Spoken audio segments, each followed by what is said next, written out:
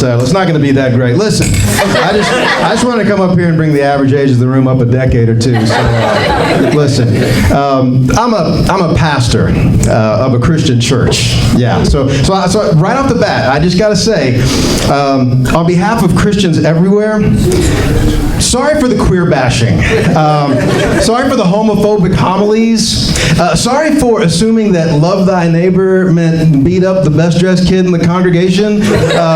Because if there's anything that this ordained minister of the gospel of Jesus Christ can tell you for sure, it's that Jesus is gay.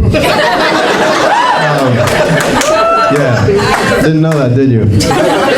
Son of God is as queer as a choir director. It was instilled in him from the beginning. This whole nature-nurture thing. Had 2 dads, left home to run around with 12 dudes all day. A woman kisses his feet and he goes, ew, go and sin no more.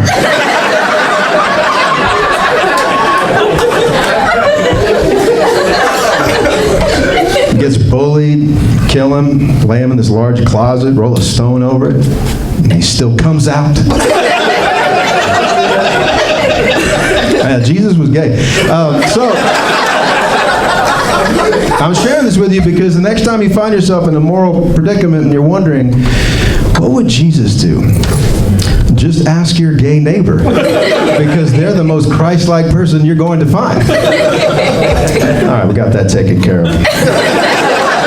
I'm just up here trying to do all I can to guarantee that I make the short list for giving the prayer at the next presidential inauguration. That's what I'm doing. I'm a pastor, so I work for an hour on Sundays. Yeah. The other 70-plus hours of home and hospital visits and responding to crises and replying to email complaints about something I said in the sermon where I'm literally quoting Jesus, that's volunteer hours. That's volunteerism to keep me young. I'm 32.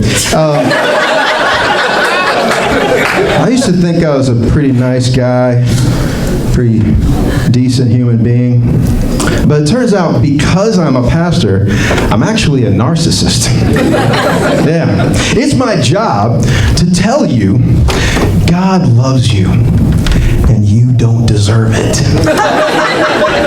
You mess up constantly and God loves you anyway. That's the message. And I come up with new ways to say that every week. So it's like, let's see. If the sum total of your life were a face, not even your mom would love it. But good news, God does. And then there's the prayer of confession that we all say in unison. So it sounds like Eeyore right when the shrooms kick in, like, oh God. We are so sorry for neglecting the poor, for not forgiving our enemies, and for protesting drag shows when the pastor wears a robe that looks like a dress every Sunday. And then I respond by saying this: beloved, hear these words of assurance. Despite your faults, failings, and fuck-ups, you are forgiven. Because God loves you. It's a progressive church. I can cuss a little.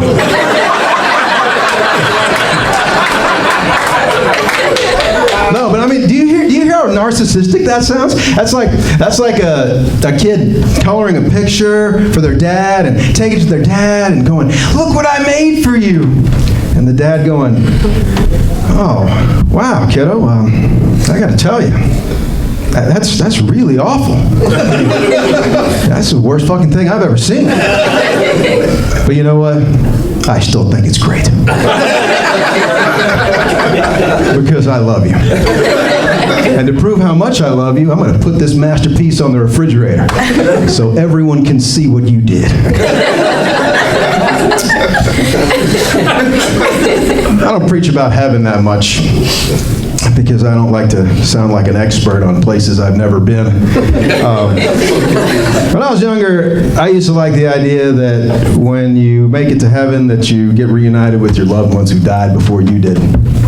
That doesn't comfort me as much anymore. It's not for what you think. Now, I take more comfort from the thought that when I make it to heaven, which the experts who've been there assure me that I will, that I'll be reunited with all the stuff that I got lost or that was stolen when I was alive. So I'll get to the pearly gates, and St. Peter will say, "Hey, my child, before you come in, here's your Van Halen concert t-shirt. And here's your comic book collection. And here's your bike. And your bike. And your bike. And your bike. And your bike. And your bike. And your bike." Gabriel, get a bike rack for this guy. I'm also a Texan. Yeah, I'm from the state of Texas. Everything's bigger in Texas. The boots, the belts, and the bigotry. We are the state that, in the true spirit of Southern hospitality, has given you such kind contributions as abortion bans, open carry, and politeness. We're nothing if not polite in Texas. We Texans say yes, ma'am, no, ma'am, yes, sir, no, sir. It's meant as a term of respect. But I always hear it as a reprimand, you know?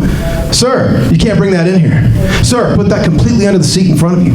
Sir, those are not free samples."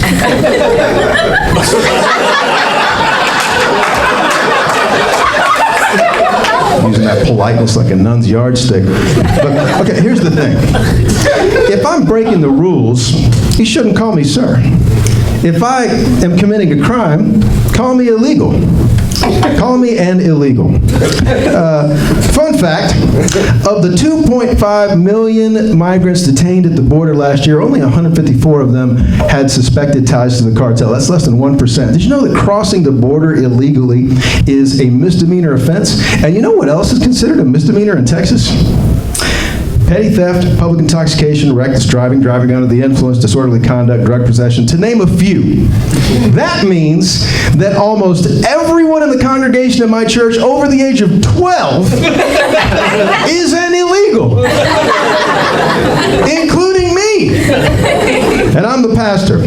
So, we got to scrap the politeness and say what we mean, because America, we got a real crisis on our hands. I mean, all these people speeding, stealing, road raging, drinking, carrying around their dad's dime bag. These illegals are everywhere. I mean, we're invading the country. That's it for me. God loves you.